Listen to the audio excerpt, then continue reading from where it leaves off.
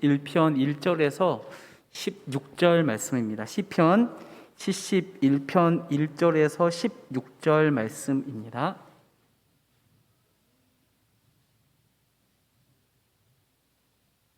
구약성경 852쪽 시편 71편 1절에 16절 말씀 다 찾으셨으면 저와 교독하도록 하겠습니다. 여호와여, 내가 주께 피하오니 내가 영원히 수치를 당하게 하지 마소서. 주의 의로 나를 건지시며 나를 풀어주시며 주의 길을 내게 기울이사 나를 구원하소서. 주는 내가 항상 피하여 숨을 바위가 되소서. 주께서 나를 구원하라 명령하셨으니 이는 주께서 나의 반석이시요 나의 요새이심이니이다. 나의 하나님이여, 나를 악인의 손 곧 불의한 자와 흉악한 자의 장중에서 피하게 하소서. 주 여호와여, 주는 나의 소망이시요 내가 어릴 때부터 신뢰한 이시라. 내가 모태에서부터 주를 의지하였사오며 나의 어머니의 배에서부터 주께서 나를 택하였사오니 나는 항상 주를 찬송하리이다.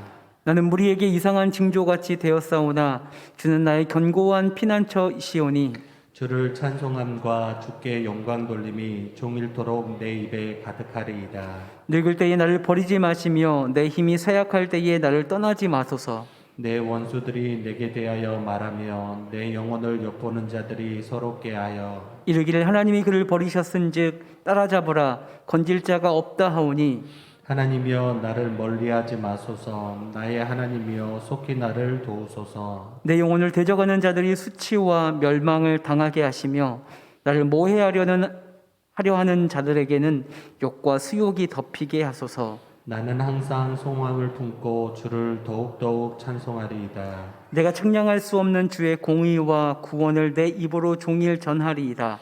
내가 주 여호와의 능하신 행적을 가지고 어겠사오며 주의 공의만 전하겠나이다.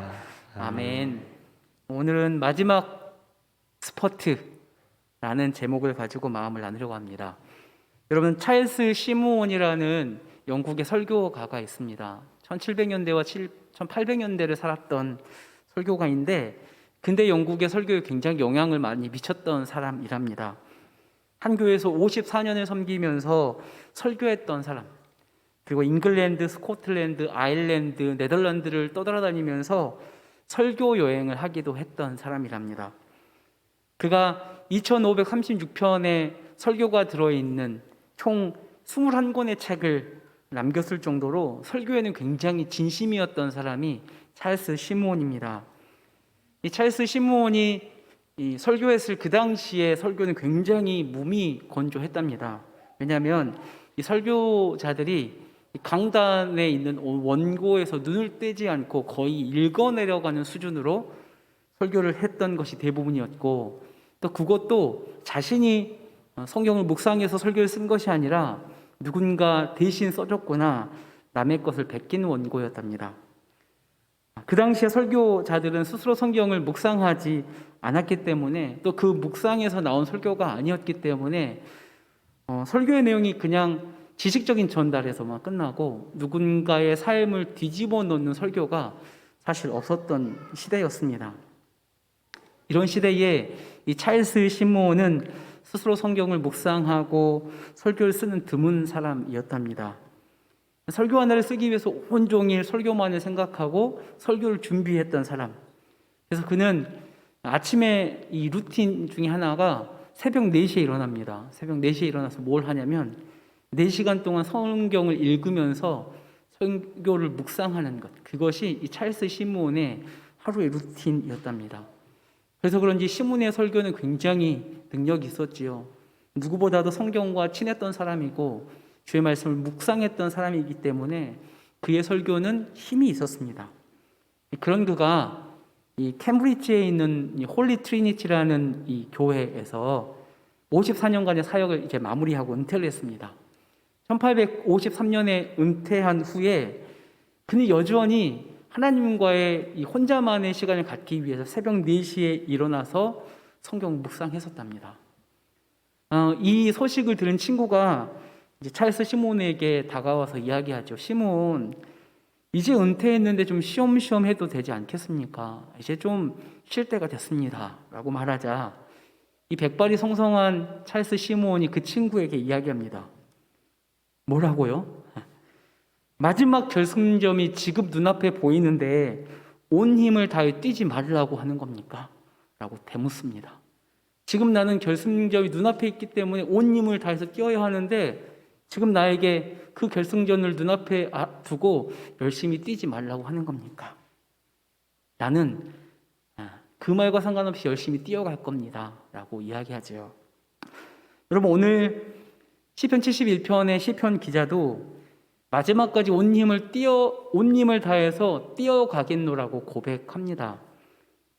여러분, 우리가 원하든 원하지 않든 모든 사람은 죽음을 향해서 달려가지요. 사람이 죽음을 향해 달려가고 있다는 증거가 몸에서 나타나기 시작합니다. 제 몸에도 하나씩 나타나는 것 같은데, 여러분, 몸의 노화가 20대 중반이 되면 시작된답니다. 어렸을 때는 조금만 움직여도, 조금만 덜 먹어도 살이 빠졌는데 요즘에는 조금 먹는다고 운동을 좀 한다고 해서 살이 빠지지가 않습니다. 분명히 내가 했던 운동량은 똑같은데 내 몸에 살이 빠지는 양은 현저히 줄어듭니다. 우리 몸의 기초 대사량이 낮아져서 이전의 효율이 생기지가 않습니다. 그렇다고 해서 더 많은 운동을 하기에는 이제 내 몸이 받쳐주지를 않습니다.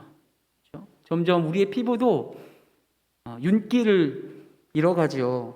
그래서 화장은 점점 두꺼워지고, 그렇죠? 이번 임직식 때 보니까 우리 권사님들 완전히 거의 뭐 변신 수준으로 봤습니다, 사실. 그 정도로 이제 화장이 두터워지지요.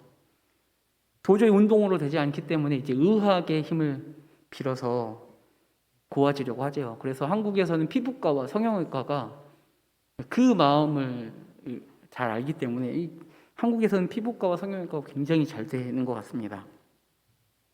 여러분, 우리의 늙어감, 죽음을 향해 달려가는 이 인생의 경주가 예수를 알지 못하는 사람들에게는 끝입니다. 끝이라고 생각합니다. 그런데 예수를 알고 그 소망을 품고 있는 성도인 우리에게는 이 죽음을 향해 달려가는 이 인생은 사실은 끝이 아니라 하나님 나라를 향한 경주인 셈이지요. 그렇기 때문에 늙어지고 죽는 것에 그것을 끝이라고 생각하지 않습니다. 그리고 성도는 세상 사람들과는 다르게 인생의 막바지를 어떻게 살아갈 것인가 노후 대책이 세상 사람들과는 다릅니다. 달라야 합니다. 여러분, 71편을 보면 지금 시편 기자는 현재 고난을 당하고 있는 상황이고 그 현재의 고난 속에서 장래에 내가 머리가 백발이 되었을 때 저는 이렇게 살아갈 겁니다 라고 기도하는 시편입니다. 여러분, 노년을 생각하면서 기도하는 내용들, 우리가 흔히 하는 기도는 우리 자식들을 위해서 기도하죠. 자식들이 잘 됐으면 좋겠습니다. 저는 병이 걸리지 않았으면 좋겠습니다. 건강하게 편하게 주님 섬기면서 살게 해주십시오라고 기도하지만 조금 오늘 시편 기자의 기도는 조금 다릅니다. 1절 4절 보면 이 시편 기자는 먼저 하나님께 믿음의 간청을 올리지요. 지금 시인의 상황이 어떻습니까? 10절에서 11절을 보면 많은 사람들에게로부터 버림을 받은 상황입니다. 내 원수들이 말하여. 주변에 원수들이 너무 많습니다. 또 그 상황이 원수들에게도 둘러싸여 있지만 하나님에게 버림받은 것만 같은 상황입니다. 11절을 보면 이 원수들이 이렇게 이야기하지요. 이르기를 하나님이 그를 버리셨은즉 라고 말합니다. 모든 사람이 보기에도 이 시를 쓰고 있는 사람의 상황이 하나님까지도 버린 상황, 그 누구 도와주지 않는 상황입니다. 그 순간을 틈타서 시인의 생명을 취하기 위해서 엿보는 자들이 있는 거지요. 그런데 그런 사람들로 인하여 수치를 당하고 있는 그가 내뱉는 첫 마디가 이겁니다. 71편 1절. 수많은 사람에게 둘러싸여서 야, 쟤를 죽이자 라고 하는 상황에서 이 시편 기자가 첫 마디로 내뱉는 말이 이겁니다. 여호와여, 내가 주께 피하오니. 야, 쟤는 하나님이 버렸어. 하나님께도 버림을 받은 사람이야 라고 모두가 말하는 상황 속에서도 이 시편 기자는 첫 마디로 이렇게 이야기합니다. 내가 하나님께 피하겠습니다. 여러분, 모든 사람이 이 사람을 하나님이 버렸다고 부정하는 상황 속에서도 이 시편 기자는 여전히 그분을 의지합니다. 하나님은 지금도 그리고 언제나 피할 수 있는 그에게 반석이시고 바위이시고 요새가 되신다고 고백합니다. 하나님께만 피하면 영원히 수치를 당하지 않게 하실 분이라는 것을 고난 중에도 여전히 믿습니다. 여러분, 잘 조율된 악기가 있지요. 기타 조율을 잘하면 어떤 곡을 연주해도 누가 연주해도 정확한 음을 냅니다. 근데 여러분, 이 조율이 되지 않으면 누가 와서 연주를 해도 어떤 곡을 해도 정확한 음이 나지가 않습니다. 그럼 이 시편 기자는 잘 조율된 악기 같습니다. 누가 그를 쳐도 어떤 상황에 어떤 곡을 쳐도 그는 정확하게 음을 냅니다. 하나님께서 원하시는 신앙 고백의 정확한 음을 하나님께 돌려드립니다. 올려드립니다. 그렇게 정확한 신앙 고백을 내어드릴 때 하나님은 어떻게 반응하시겠습니까? 하나님에게 울려 퍼지는 그 신앙의 정확한 음들을 따라서 하나님은 흥얼거리시기 시작하시지 않겠습니까? 아마도 모두가 버렸다고 이야기하는 그 상황 속에서도 여전히 하나님은 나의 바위시고 반석이시고 요새이십니다라고 정확한 믿음의 고백을 하는 이 시편 기자의 신앙 고백에 하나님은 흥얼거리기 시작하실 겁니다. 여러분, 우리도 그런 신앙의 고백을 주님께 올려드려야 하는 거지요. 고난 중에도 우리가 주께 이런 신앙의 정확한 고백을 올려드릴 때에 주님은 그 신앙 고백에 맞춰서 노래하실 겁니다. 여러분, 그런데 이 시편 기자가 고난 중에도 이렇게 고백할 수 있는 이유가 있지 않겠습니까? 오늘 본문을 통해서 과연 이 시편 기자는 과연 고난 중에도 이렇게 고백할 수 있는 이유가 무엇일까 좀 이야기해 보려고 합니다. 오늘 본문을 보면요, 이 시를 지은 시편 기자가 과거에도 하나님의 은혜를 경험했던 적이 있었던 것 같습니다. 여러분, 고난에 직면한 이 고통을 직면한 시인이요, 서두르지 않습니다. 서두르지 않고요, 눈을 감고요, 호흡을 가다듬고 지난 날을 회상합니다. 5절에서 8절까지가 그런 내용입니다. 한 아이가 보이고 어머니가 보입니다. 어쩌면 어머니의 기도가 들렸을 수도 있습니다. 태안에 담겨있는 자신을 위해서 기도하는 어머니가 들렸을 수도 있습니다. 시인은 눈을 감고 그 고난 중에도 지난날의 여정을 돌아보는 과정에서 지금까지 하나님께서 자신을 어떻게 인도하셨는지, 어떻게 동행하셨는지를 깨닫게 됩니다. 여전히 하나님은 어릴 때부터, 모태에서부터, 어머니의 배에서부터 그에게 하나님은 숨을 밥이셨고 반석이셨고 요새이셨던 것을 알게 되는 겁니다. 6절에 어머니의 배에서부터 하나님을 의지했다고 고백까지 하죠. 여러분, 시인에게 어렸을 때부터 하나님은 그의 기댈 바위가 되어주셨던 분이셨습니다. 어떤 학자는요, 이 71편의 시편이 다윗의 시라고 이야기하거든요. 여러분, 만약 이게 다윗의 시라면 여러분, 다윗의 그 어린 시절 하나님은 어디에 함께 하셨을 것 같습니까? 다윗의 어린 시절은 늘 양들과 함께 풀을 찾아가던 그 길이었을 거고, 드디어 양을 먹일 수 있는 풀밭이 있는 그곳에서 하나님을 경험했을 겁니다. 여러분, 이 풀을 찾기 위해서 광야길을 걸을 때에 그 양들을 잡아먹기 위해 달려드는 늑대, 곰, 사자, 그 틈바구니에서 다윗이 양을 지켜낸 것은 그의 탁월한 돌팔매 질뿐만이 아니었습니다. 사실 그를 온전히 보호하고 계셨던 분은 하나님이셨습니다. 그것을 다윗은 알고 있었지요. 여러분, 생각해 보십시오. 여러분, 불곰이 한 번 앞발을 이렇게 휘두르는 힘의 정도가 어느 정도면 1톤의 힘이랍니다. 그럼 일타원의 힘이 우리를 잠깐 스치기만 해도 우리는 나가 떨어지는 겁니다. 주님 만나러 가는 겁니다. 그런데 그런 고음의 이 휘두름 속에서도 그가 살 수 있었던 이유는 돌팔매질이 아니라 그를 살게 하셨던 하나님의 은혜가 아니면 설명할 수가 없는 겁니다. 다윗은 자신의 돌팔매가 아니라 자신이 쥐고 있는 돌이 아니라 그 곰의 앞발질에서도 건져내셨던, 옆에 계셨던, 내 앞에 서셨던 그 하나님을 보았던 겁니다. 양들과 함께 있을 때에도, 또 그가 거인 골리앗 앞에 섰을 때에도, 또 그가 사울에게 쫓길 때에, 또 그의 사랑하는 압살롬에게, 그의 아들 압살롬에게 쫓길 때에도 다윗은 늘 옆에 계시는, 자신을 보호하고 계신 하나님을 보고 있었던 겁니다.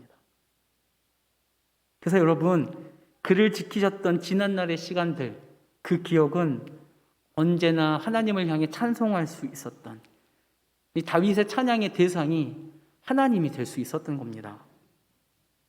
여러분, 그런 삶을 사는 이 다윗의 삶은 누군가에게 놀라움이 되었죠. 놀라움의 대상이 되었습니다. 여러분, 7절을 보면 이렇게 고백합니다. 나는 무리에게 이상한 징조같이 되었사오나 주는 나의 견고한 피난처시오니.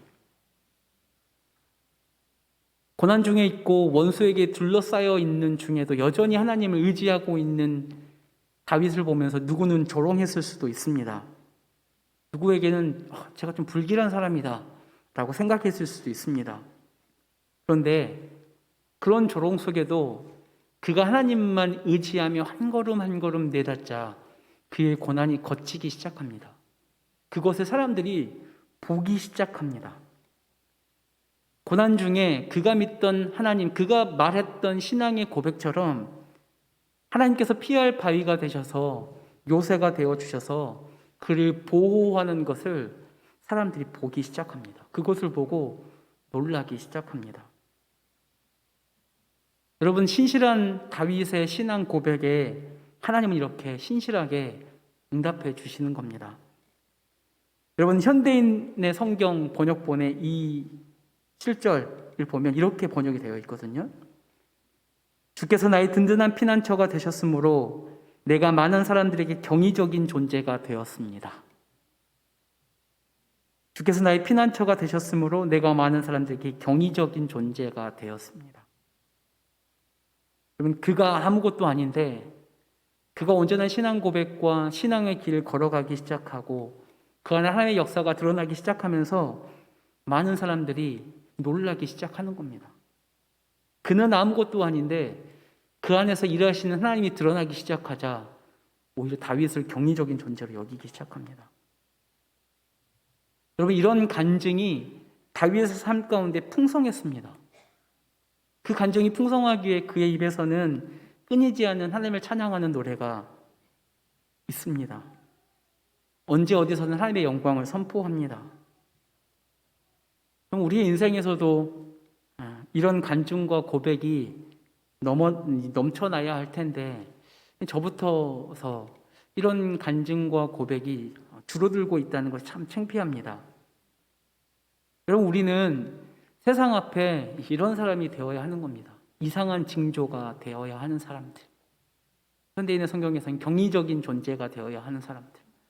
아니, 저렇게 살아가면 도저히 살 수 없는 것이 맞는데 살아가는 겁니다. 그걸 보고 놀라는 겁니다. 하나님이 살아 계신가? 라고 물음표를 던졌던 사람들에게 하나님이 살아 계시네 라고 느낌표로 만들어진, 확신의 느낌표로 바꿔주는 사람이 되는 것. 그럼 그것이 성도의 삶입니다. 여러분, 물음을 던지는 세상 앞에서 우리는 우리의 온전한 신앙의 삶을 통해서 그들에게 답해 주어야 합니다. 하나님이 살아계신다 라고 말할 수 있을 때까지. 여러분, 과거에도 함께 하셨던 그 하나님께서 이제는 백발이 되는 노년에도 함께 해 주실 것을 간구합니다. 지금 고난을 당하고 있는 중에서도 미래의 노년까지 생각합니다. 왜 그렇게까지 생각할 수 있습니까? 지금도 지켜주실 하나님이시지만 나를 이 구렁텅이에서 건지셔서 나의 노년까지 나를 지키실 그 하나님을 믿기 때문입니다. 그 고난의 상황에서도 백발이 하얘질 노년을 계획하면서 기도하고 있는 것이죠. 9절 18절 자신의 노년을 위해서 간구하는 말씀이거든요. 지금 이 시편 기자는 당장의 고통에서 벗어나는 것만이 문제가 아닙니다. 생의 마지막까지 하나님께서 함께 해주셔야 한다고 기도합니다. 마지막 결승점을 앞두고 있는 상황에서도 자기의 힘이 떨어져서 그 결승점에 들어가지 못하는 일이 없도록, 혹 신앙의 트랙에서 벗어나지 않도록 지켜주시라고, 신앙의 경주에서 뒤처지지 않도록 인도해 주시라고, 마지막 스퍼트를 낼 수 있을 때까지 함께 해주시라고 이 시편 기자는 기도합니다. 9절 이렇게 기도하지요. 늙을 때에 나를 버리지 마시며 내 힘이 쇠약할 때에 나를 떠나지 마소서. 그 18절에는 어떤 또 소망의 기도를 합니까? 하나님여, 내가 늙어 백발이 될 때에도 나를 버리지 마시며, 그 위에 놀라운 기도를 하지요. 내가 주의 힘을 후대에 전하고 주의 능력을 장래의 모든 사람에게 전하기까지 나를 버리지 마소서. 늙을 때까지 살아있어야 할 이유가 분명하게 있는 겁니다.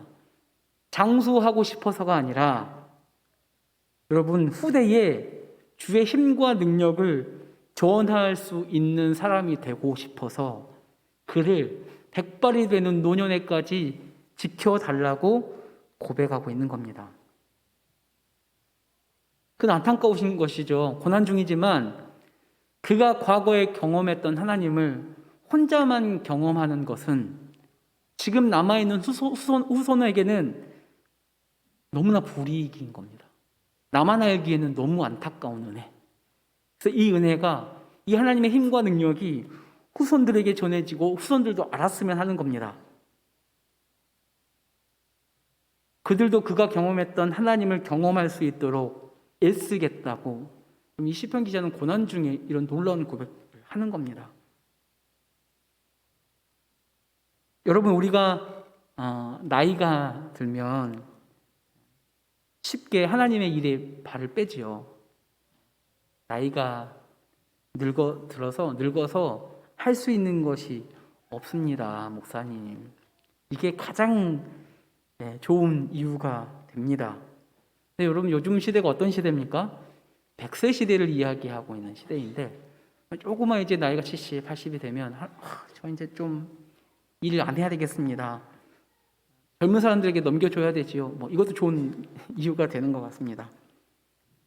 근데 여러분, 이게 꼭 장년들만 그런 게 아니라 새파랗게 젊은 청년들도 이런 이야기를 한다는 겁니다. 25, 많아야 30대는 청년들이 목사님 이제 저 나이 많아가지고요. 이런 이야기를 진짜로 합니다.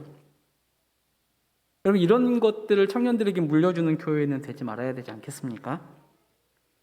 여러분, 여전히 교회 곳곳에는 나의 믿음의 후손들에게 해줄 수 있는 것들이 참 많습니다. 여러분, 그거 아십니까? 여전히 나이가 들어도 그 자리를 지키고 있는 것만으로도 누군가에게는 믿음의 큰 보존을 줄 수 있는 존재들이, 나이가 많아서 할 수 없다고 생각하시는 여러분들이 가지고 있는 큰 힘입니다. 아니, 어떻게 저분은 이 나이가 되도록 이 자리에 계실 수 있는 것이지? 그럼 저는 그 모교전도에서 그런 것들을 항상 느낍니다. 아니, 이 집사님들, 권사님들은 이 연세에도 여전히 길가에서 복음을 전하는 것을 주저하지 않는 이 힘은 어디에서 오는 걸까? 와, 이분들은 누구보다 참 대단하시다 하는 생각을 들게 합니다. 여러분, 무언가를 해야만 하는 것이 아니라 그 자리에 버텨주는 것, 한마디 격려해 주는 것. 또 여러분, 우리 주일에 추수감사 축제 했지 않습니까? 여러분들이 섬김을 받는 것도 할 수 있는 일입니다. 젊은 세대가 여러분들 섬길 수 있도록 기회를 주는 것, 여러분들이 할 수 있는 일입니다. 여러분들이 그 자리에 있는 것만으로도 여러분 추수감사 축제가 얼마나 풍성했습니까? 여러분들이 없었다면 너무 헛헛했을 것 같습니다. 그런데 여러분들이 아무것도 하지 못하시지만 옆에서 구경하시고 웃고 계시고 그것만으로도 추수감사제 이 축제가 굉장히 빛났었습니다. 여러분들이 나이가 들어가지만 여전히 믿음의 후손들을 위해서 할 수 있는 것이 많이 있다는 것. 하나님께서 나는 연약하고 나이가 들어가지만 그런 우리를 사용할 수 있다는 것을 믿으십시오. 그 하나님께서 여러분들을 사용하십니다. 여러분, 장래 노년의 삶에도 하나님의 은혜를 누리는 것, 하나님의 일을 위해서 사용되기를 원하는 그 기도가 얼마나 복된 간구인지 우리는 71편 시편을 통해서 다시 한번 배웁니다. 여러분, 우리의 인생의 노년을 계획할 때 우리는 오늘 71편에서 시편 기자가 기도했던 그 기도가 이 노년을 계획하는 기도가 되었으면 좋겠습니다. 노후를 위한 연금을 붓는 것 좋지요. 주식을 투자하는 것 좋습니다. 하지만 이런 기도가 빠져버린다면 하나님의 은혜를 계속 기억할 수 있는 자, 그리고 그 하나님의 은혜를 경험할 수 있도록 하나님을 위해서 일할 수 있는 자로 세워가 달라고 기도하는 이 기도가 여러분 우리의 마지막을 위해서 준비하는 기도하는 우리의 기도가 되어야 하지 않을까 싶습니다. 그것이 정작 단지 나이가 많이 드신 어른들뿐만 아니라 오늘 이렇게 앞에서 아이를 데리고 나오셨던 7, 8 여전도 젊은 세대도 이런 기도로 노년을 준비해야 되지 않을까 싶습니다. 여러분, 시인은요 현재의 고난에 벗어나길 구하지만 14절 16절 보면 그는 이 고난에 주눅들거나 함몰되지 않습니다. 여전히 하나님을 향한 소망을 품고 하나님을 찬송하겠다고 고백합니다. 주의 공의와 구원을 전하겠다고 고백합니다. 그의 입술에 찬양이 멈추지 않습니다. 시인으로 하여금 고난 중에도 하나님을 찬송하는 것을 그치지 않게 하는 것은 마지막 스포트를 위해서 기도할 수 있게 하는 신앙의 비밀은 무엇이었습니까? 시인이 자신이 과거에 받은 은혜를 허비하지 않았던 겁니다. 풀밭에서 양들과 함께 있었던 때, 골리앗 앞에 섰던 때, 사울에게 쫓기던 압살롬에게 쫓기던 그때 주셨던 그 은혜를 허비하지 않았던 겁니다. 여전히 그 은혜를 주신 하나님을 묵상하면서 그 하나님이 지금도 또 앞으로도 우리에게 은혜를 주실 수 있는 분임을 믿는 겁니다. 여러분, 우리가 특세도 하고요, 부흥회도 하고요, 얼마 전에 또 치유 세미나도 했지요. 또 청년들, 중고등부 아이들은 수련회 합니다. 보면 그 시간에는 하나님을 경험하는 것 같고 은혜를 누리는 것 같은데 이 시간이 딱 끝나버리면 요즘 세대가 음악을 듣는다고 이야기하지 않고 소비한다고 이야기하거든요. 요즘 세대가 음악을 소비하듯이 이 은혜를 한번 소비해버리고 말아버리는 느낌이 참 강하게 듭니다. 그 특세와 부흥회와 세미나를 통해서 주셨던 그 은혜를 자꾸 과거에만 남겨놓고 다시 내 삶을 살아가는 것 같은 느낌이 듭니다. 여러분, 교회에서 부흥회, 특세 하는 이유가 그때만 좋자고 하는 것이 아닙니다. 그때에 받은 은혜, 그때의 은혜를 주셨던 그 하나님이 당신의 삶을 주관하고 계십니다 라고 알려주고 싶은 겁니다. 여러분, 지혜로운 성도는 과거의 은혜, 과거에 함께 하셨던 그 하나님, 그것을 과거로 돌려버리지 않고 그 과거의 은혜와 과거에 일하셨던 그 하나님을 현재로 가지고 오는 겁니다.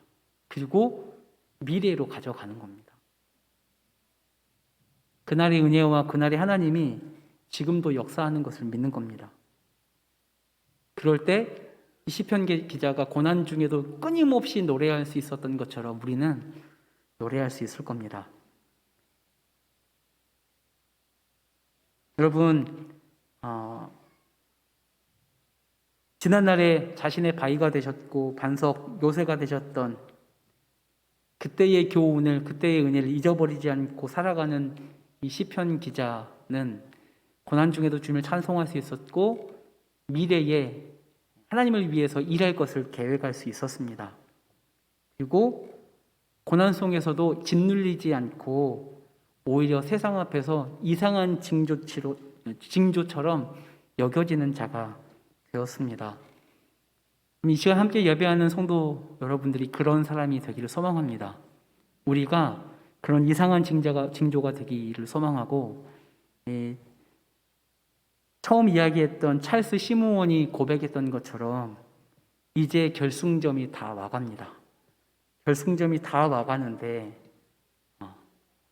마지막 스퍼트를 내는 것을 멈춰야 되겠습니까?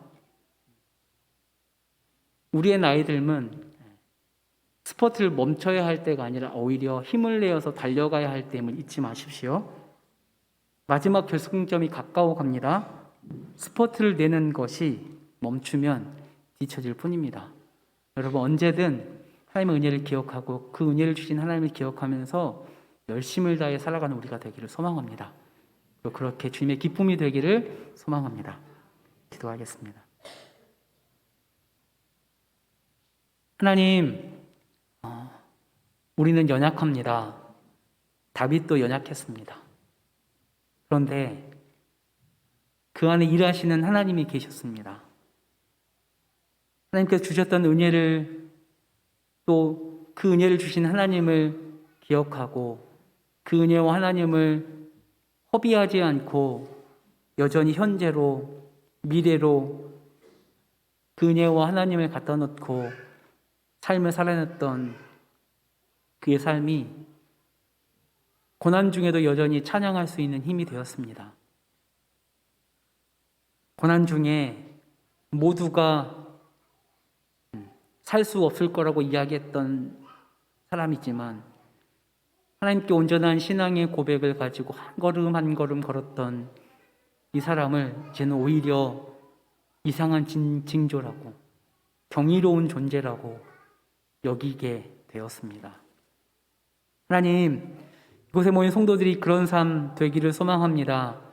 내 안에 역사하시는 그 하나님, 그 하나님의 은혜가 세상 앞에서 주눅들지 않고 이상한 징조처럼 경이로운 존재가 되게 해주시고, 또 시편 기자가 고백했던 것처럼 백발의 노년이 되었을 때에 하나님의 힘과 능력을 후손에게 가르치고 전하는 자의 삶을 계획하며 신앙을 출발하고 또 중간 지점을 달리고 마지막을 달리는 이곳에 모인 우리 성도들 될 수 있도록 인도해 주십시오.